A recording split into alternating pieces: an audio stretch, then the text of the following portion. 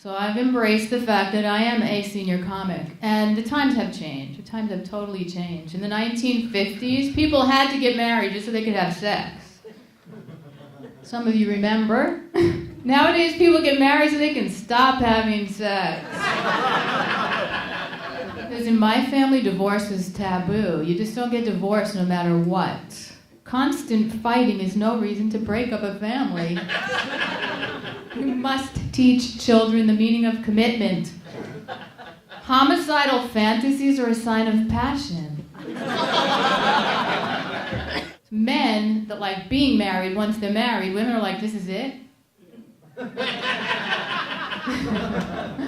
And men live longer when they're married, and women live longer when they're single, and this is statistics. I don't make this up. And there is a very good reason why. You want to know what it is? Men suck the life out of you. They're like vampires. Absolutely. But when we're lucky, they pump it back in.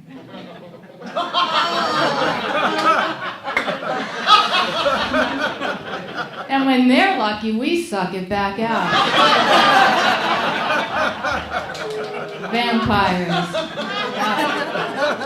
And you maybe have heard lesbian women referred to as carpet munchers. Has anyone heard that phrase? It's really not very nice, is it?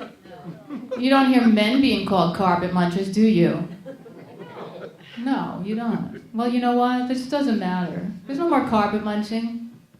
There's no more carpeting. We've been tearing that shit out since the 90s. Thank you. Bringing in the hardwood.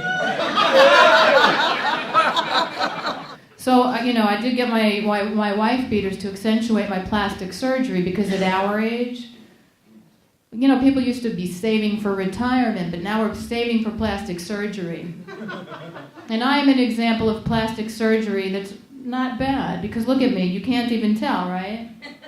My breast implants are so small, they look real. I asked for the extra smalls, I ordered them. And I told the doctor to make one just a little bigger than the other. I want to be uneven, because I want to look natural. He did a great job, didn't he? Can't even tell. When I was younger and I was still menstruating, my breasts would get swollen every month and they would grow like 1/8 of an inch. It was so cumbersome. It was awful. I couldn't even do my yoga. I was a child of the 60s. I grew up in the 70s and the 60s, and you might have been led to believe that drugs leads to promiscuity. If you watch MTV and stuff, but I'm here to tell you it's the opposite. Promiscuity leads to drugs. I was there, and I can see that a lot of you were there too. You gotta be high to have sex with some of those dirtbags. Pass the joint. Oh my God. Does anyone have a Quaalude? That isn't even gonna do it. You know what? I would need heroin to do him. I am also a piano teacher, and yeah, it's true. I am. I teach piano lessons. And I was at a party the other night, and this woman goes, I woke up in the middle, I came in on the middle of this conversation. She's like, this is what I heard. I woke up in the middle of the night, and this guy was fingering me. I'm like, was it your husband? And she's all, no, it was my friend's uncle. I'm like, oh my God. When I wake up in the middle of the night, the only person fingering me is me.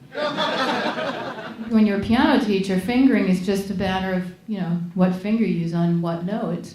So I said to one of my students the other day, if you don't use the right fingering now, you're going to be screwed later. He's like, you said a bad word. And I said, no. If you use the right fingering now, someday you could be a great pianist.